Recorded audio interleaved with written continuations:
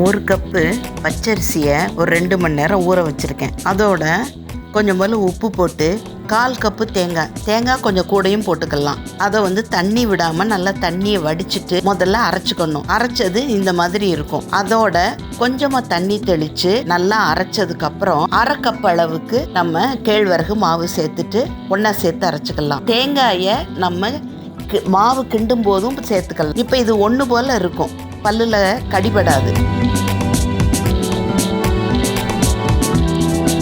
ஒரு கடாயில் நல்லெண்ணெய் வச்சு கடுகு, உளுந்தம்பருப்பு, கடலைப்பருப்பு, நல்லா ஒரு மிளகாய் வத்தல் பொரிஞ்ச உடனே கருவேப்பிலையும், இஞ்சி, கொஞ்சம் போல் பச்சை மிளகாய்க்கு பதில் முழுசும் வெறும் பச்சை மிளகாயவோ இல்லை வத்தல் மிளகாயவோ போடலாம். கருகிராமல் இருக்கிறதுக்கு கொஞ்சமாக தண்ணி ஊற்றிடணும். அரைச்சி வச்சிருக்கிற மாவை அரிசி, தேங்காய், கேழ்வரகு மாவு எல்லாம் அரைச்சோம்ல, உப்பெல்லாம் போட்டு அதை கட்டி இல்லாமல் நல்லா கரைச்சி விட்டு இந்த தாளிதத்தோடு சேர்த்துட்டு மீடியம் ஃப்ளேமுக்கு மாற்றிட்டு நல்லா கிண்டி விடணும்.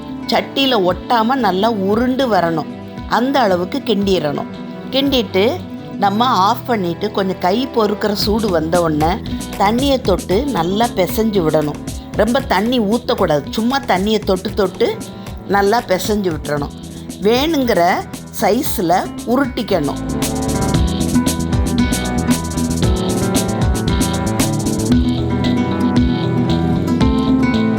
உருட்டிட்டு நம்ம எல்லாத்தையும் எடுத்து வச்சதுக்கப்புறம் இட்லி பானையிலையோ அல்லது இட்லி குக்கர்லேயோ எதுலனாலும் தண்ணி கொதித்த உடனே இதை தண்ணி கொதித்த உடனே தான் அடுக்கணும்.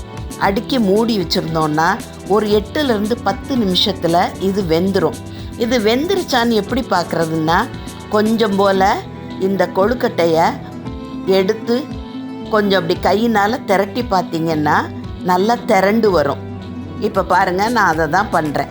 நல்லா நூல் மாதிரி திரண்டு வருது, வெந்துருச்சு. இப்போ சத்து மிகுந்த ராகி அரிசி கொழுக்கட்டை ரெடி.